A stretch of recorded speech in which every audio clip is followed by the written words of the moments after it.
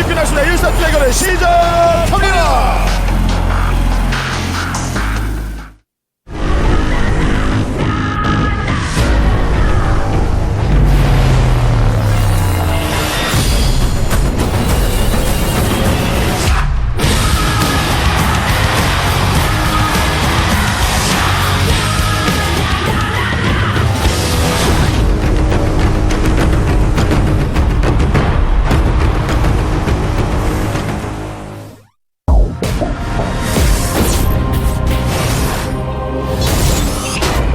GSL.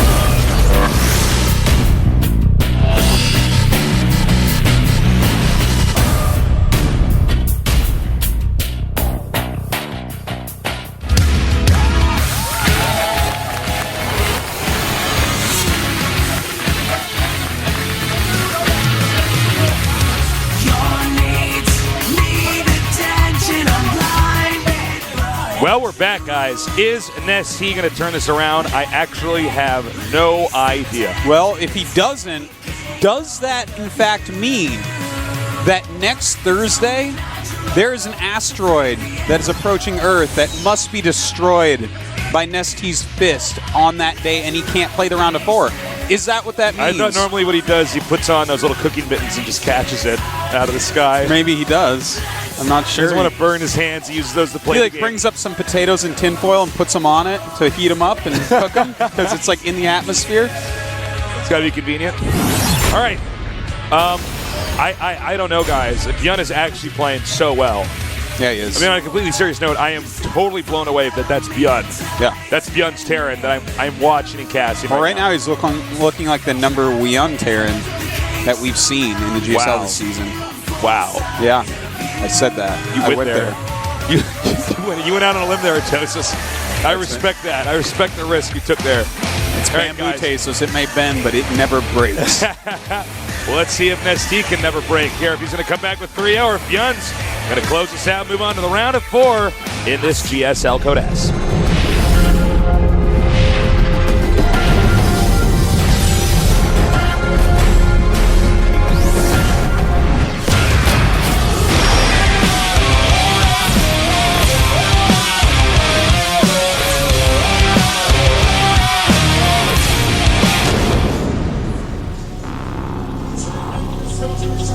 All right, in the upper left, in the red, we have the Puppy Terran. He is Bjorn Prime. Don't give me that look, Artosis. I'm not always doing good intros. The Puppy Terran. He's got a puppy, man. Well, I guess the puppy actually grew up now. He looks like the guy from Death Note. We've been over this. Oh, that's right. You got to watch that. I haven't seen that, though. Yeah, remind me, actually. In the bottom left starting location, he's down 0-2. Can he turn it around like C did? He is TaeJa and Nesty.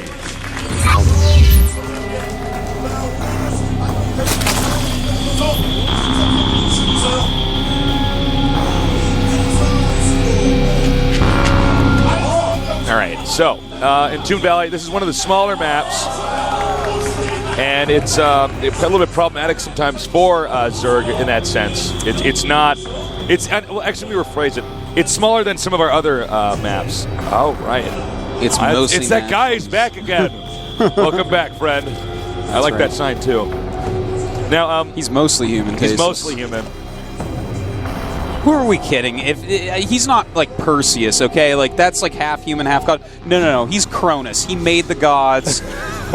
They need to keep him sealed in the rocks, or he's going to destroy everything.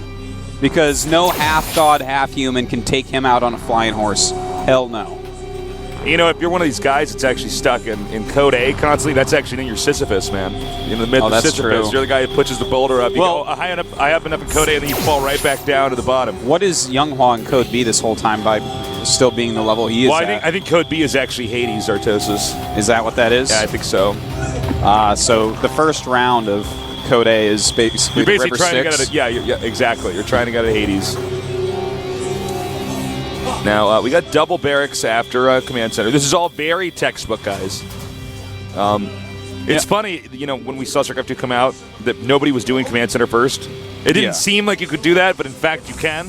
Yeah, well, back then, I mean, it was so rare to see 3 command centers in a game. Sometimes even rare to see 2. Right. Nowadays, if you don't open with 3 against Zerg, it's like, huh, what kind of all-in is this? Yeah, exactly.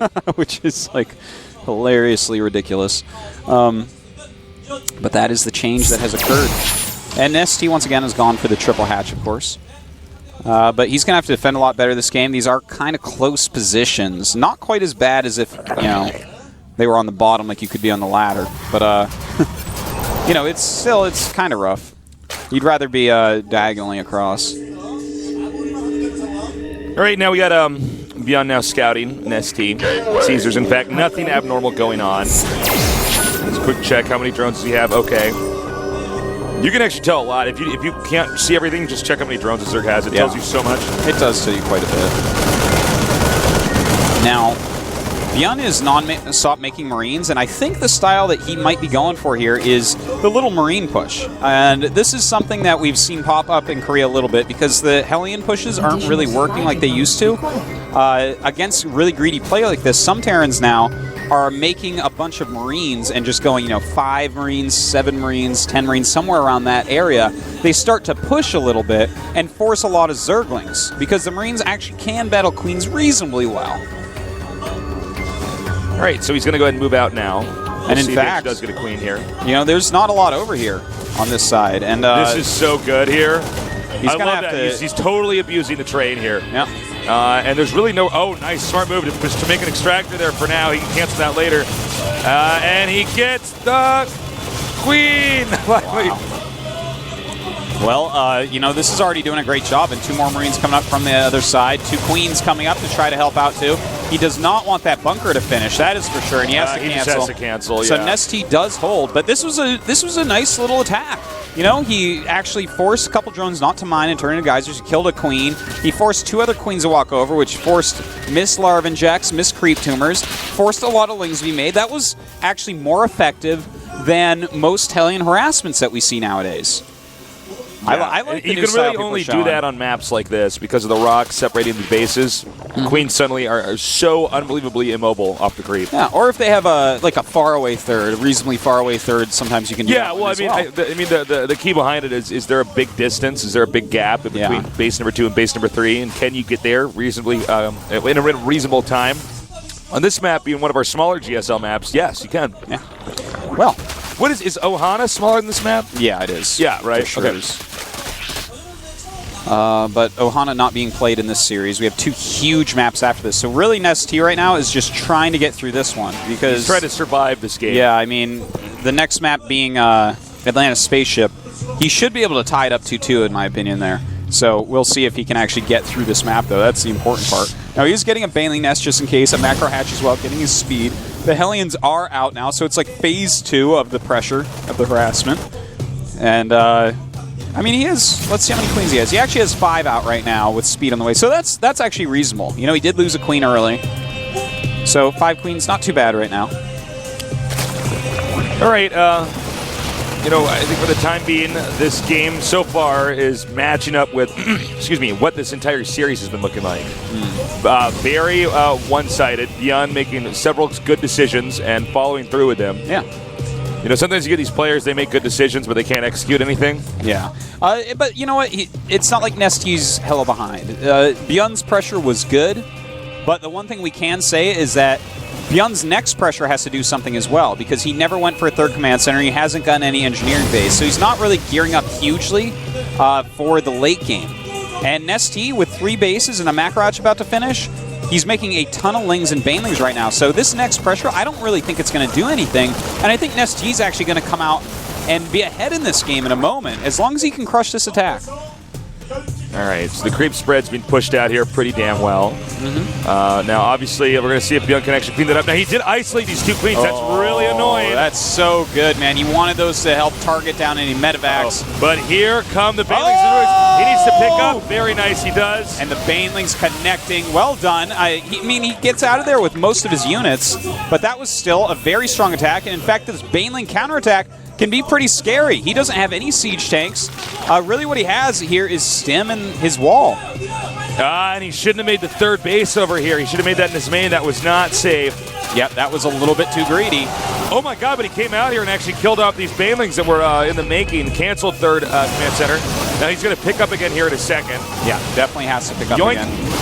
Oh, Still got some of units. them don't get in there. And you know what? At this point, Nesty damn. actually is going to go for it. Of course, he doesn't have baneling speed, so it's going to be a little bit harder. There is a siege tank if out. Bjorn holds this, okay, that's a lot of banelings invested that might not actually end this, but I don't know if Bjorn can hold this. That is a terrifying number of banelings. You know, it really is, but he has 3 Marauders, he has a wall, and oh my God, he actually opened up the That wall. was like not supposed to happen there at all. And the banelings go up the ramp, but the Marauders are in the way. The siege tank doing a great job as well, God. and these banelings just not doing what they're meant to do. He needs to SCVs. Oh!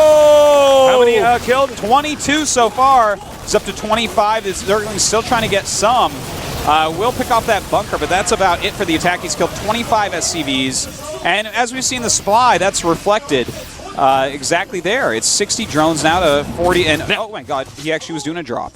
Now, guys, remember, you know, had those SCVs not been killed, that attack would have been a failure. Complete failure. It's not about killing Marines and Marauders and siege tanks and bunkers and yada, yada, yada. It's actually about killing off, I'm like, why am I drawing a blank here? Killing off their workers, because then you can get an economic boost and try to, you know, pull yourself into a further lead. Yeah, and in fact, if the command center had been making in the main base, I would even put Bjorn in a fine position right now. But as is, you know, Nesty should be feeling all right. His 1-1's about to finish before the 1-1 of Bjorn. His baneling speed's on the way, his Spire's on the way, and he should be able to take a 4th base pretty soon here, and pretty easily. All right, so, you know, the backup plan here is to try to just, you know, take the Marines and the medevacs, go wherever you can, and try to just do some damage. Now, he actually is doing a great job at taking out these Overlords. In fact, I'm surprised he is actually going to get that one and pick up. Yeah, that was some very nice moves there to notice that the Overlords are out of position. If he actually gets a few more Overlords like that in this game, you know, he can start to catch up. Actually, excuse me, no he can't, because now he's at 152 supply, 160 actually.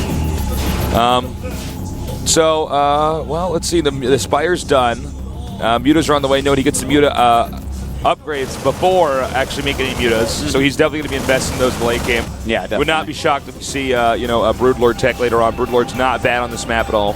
Yeah, Broodlords are probably the tech you're going to want to use here. Now, Nesty is controlling the map pretty well. With Baneling speed, he's going to feel a lot better. He is getting +2 armor, but no +2 melee attack, which is interesting to know.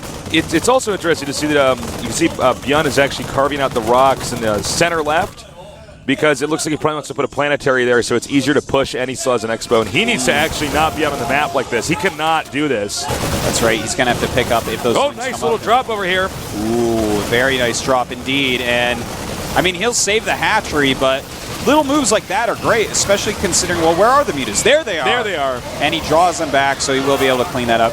But you know where Bjorn is actually going? He's not going to make a planetary up there. He's actually going to land an orbital. But putting siege tanks on that ledge is really annoying for Zerg. Really, really annoying. Yeah, well, it's interesting to see he's just going to take that instead of his natural third. I guess he just wants to try to end this game. He does not want to go to like Supreme late game. Oh, but he needs to be in position here. Oh my God, this is a lot. But there's so many siege tanks on that ledge, just vaporizing. What we saw those siege tanks on the ledge. That's what Artosis is talking about with putting right there, just to the bottom of the screen there. Yeah, and as he siege tank pushes out, I mean, it's going to be sorry to kill the siege tanks, but Nesty is investing pretty heavily in Mutas, as you said, Tasteless, and that's going to help him to hopefully pick some off, because if he can't pick any off, I mean, Bjorn is going to be invulnerable to those Banelings. All right, well, we'll see if he's going to be okay. Now, ideally, Bjorn does not want those rocks destroyed that we just saw back there. Yeah. Because he can kind of use that as a wall. Bjorn's really starting to pick up with, you know, his production here, but note Nesty is maxed out, so there's no reason for Nesty to not throw some Banelings in here and try to wipe this out before it actually gets established. Yeah, he's got to be careful how he does it, though, because siege tanks are so scary, especially those ones on the cliff. You know, this is a situation where he could actually just attack if those siege tanks were in such good position, and maybe, you know, those attacks we always see on Antigua, something like that. Well, I don't think we'll see something like that now. It looked like he would for a second, but he's making a ton of Banelings. Now we got Mutas coming in here, taking out the turrets. And now it's going to force these SCVs to evacuate. Simming just a few Marines. He wants to try to come up here and intercept. Note he's targeting down specifically each Muta. He's not just hitting an attack move here, which is always how you want to attack Mutas. You never want to just A-click. Yeah. Now he is getting +1 carapace and going to Hive. Nesty has his 4th base set up, and that's very good. And one good thing to note is that as a Terran pushes very positionally based towards you and just uses the map position to actually push on a Zerg, that's a time where Zerg should actually be expanding far away from Terran. Because they're so caught up in doing this positional push. It's like the gully pushes in StarCraft 1. You just expand away from Terran. Yeah, exactly. And it's really hard for them to actually engage that because they're really caught up in this deadly push on you. Well, you know what's interesting is when you get in positions like this too, as the Zerg expands away, is it really worth it for the Terran to try to push towards the bottom right? No, what the Terran tends to want to do now is just keep pushing towards the main and try to reset the tech tree. Oh my God! Nesty's going for it. There's so many siege tanks, though. I don't think that this is going to be a very good idea. No, this is a terrible idea, I think. There's just way too much. He can't see how deep it goes, but oh my the rabbit hole goes pretty deep back there. Oh my God! And the supplies are even 146, 144. See, he actually thought the army was much smaller than that. Yeah. I've had that when I attack into Terrans, and I'm like, okay, this is where the end of the army is, and then there's like 13 more siege tanks back there and way more Marines. Yeah, Nesty was in an okay position. I mean, the push was scary and it was coming, but losing that many Banelings, that was a ridiculous amount for very little return. Look, the supplies are even at this point, and Nesty has no bank. Looks like he's going to go up here. Now, he can send this little small Renegade group out here, especially with the reduced Mutalisk count, and this will be forced to cancel right now. Yeah, that's... And from here, I mean, Nesty's just going to keep pushing. I mean, beyond this, rather. Oh, my God, it didn't get canceled either. Oh, my God, Nesty is a mess. Yeah, he's having a very difficult time. This is not the Nesty I normally cast. The one that created the universe and everything. Yeah, of course. That one. Well, I mean, this is the round of 8. He's playing one of the best Terrans in the world, the last Terran left in the entire GSL. Oh, my God, he's already preempting this expansion. There's already a medevac coming over here. Oh, it's actually shift-clicked into the 4th base, but there's a lot of spines there. When he sees it, he might unload. I mean, Beyond's push is going to be so deadly. He's actually adding 2 starports, He sees the Greater Spire, too. Oh, man. Well, yeah, he's adding those 2 starports, so he's going to be ready. Do you think he should let this finish and then kill it? Well, I guess he's not going to, but you know, you could sometimes do that, and then you actually just get more out of it. I think not this time. I mean, he's 3 base against 4. He's killed off a gigantic army recently. Just force cancels as much as you can. You only need to buy a little bit of time, and in fact, now this huge army is stuck up there, Tasteless. Uh-oh. The Banelings are spilling down now. And the Siege Tank's targeting Banelings so well. Oh my God, great targeting. And much is left over. This expansion is in jeopardy. If Nesty loses this expansion, I mean, there's basically almost no way to recover. I mean, he will be suffocated by Beyond. Yeah. Oh, my God. The single spine crawler coming up, but that spine crawler has no chance. Wait, just got to get settled in here. Sorry, spine crawler. We don't have time for your stuff. Yun is everywhere. We can actually barely keep up with this. Oh my God, he's going to get the Ultimus Cavern too. Oh, man. I think we're going to see Nesty type GG in a second here. I think you're right, Tasteless. Nesty may be out of this GSL. Oh my God. You can even see Nesty in the booth. He's looking all over the place and everywhere. Beyond is there. I am so blown away by this play here. Okay, here's one thing going for Nesty. Try to deny this expansion. Yeah, well, but that's not going to work. That's the Sorry, one thing going for Nesty. I mean, never mind. Nothing's going right for Nesty. Sorry, I said it. Yeah. Well, you know, at least the Terran supply is only 10 above his. I'm trying to find like happy things to look at here, but Nesty, he's going to mine out his natural and his 3rd base very soon.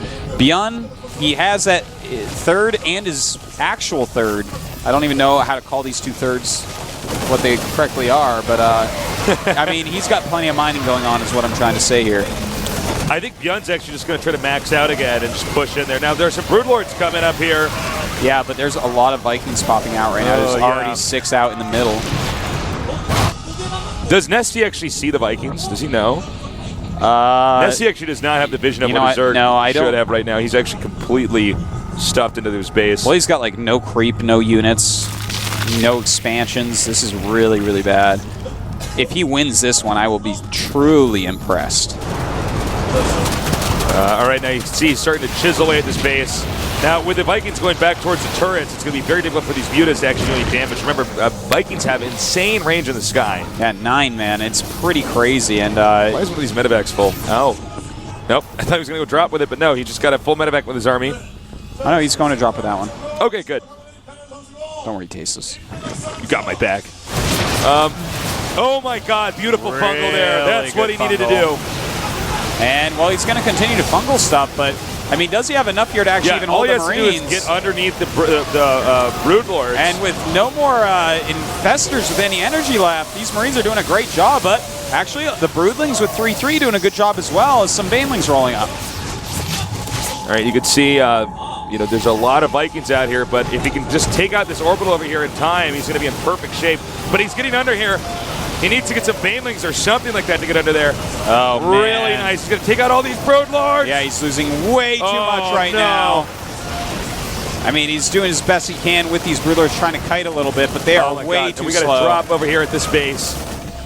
Oh man, is this it for Nestea? Is this GG? I don't know. I want to say no, but I'm looking at this. These Banelings are not even going to finish.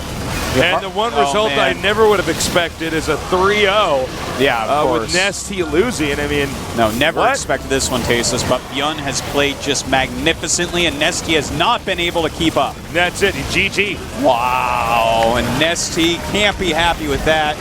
Sure, he made a round of 8 and got the seed next season, but Bjorn moves into the round of 4. Well played, Bjorn. He was completely and totally the better player. Nestea, the fan favorite here in the studio and probably internationally as well. Oh, yeah. Was slapped down.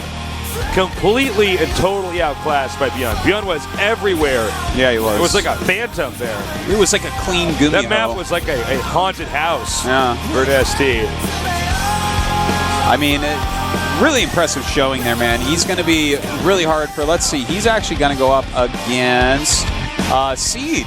It's going to be him versus Seed. Ooh, that's kind of cool, actually. Yeah. Bjorn has a really cool TVP style. And it's like one of those round of 4s that you would never guess. Yeah, we're going to have a completely new guy in the finals. For those of you guys who are like fantasy Starcraft 2 nerds, where you like get your brackets out and you try to guess, who's going to go where. I don't think anybody had Bjorn Seed Final 4. Buddy.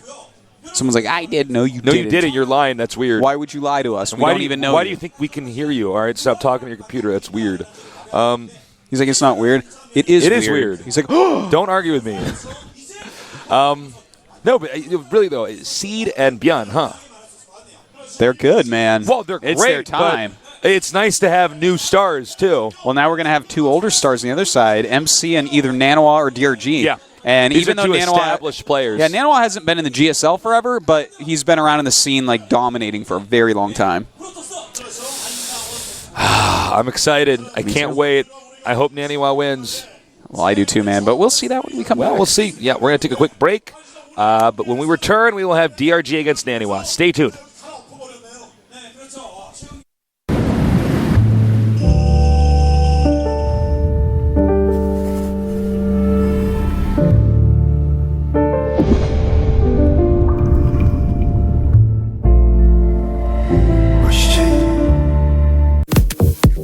여러분은 지금 정우성과 함께 글로벌 스탠다드 GSL을 시청하고 계십니다.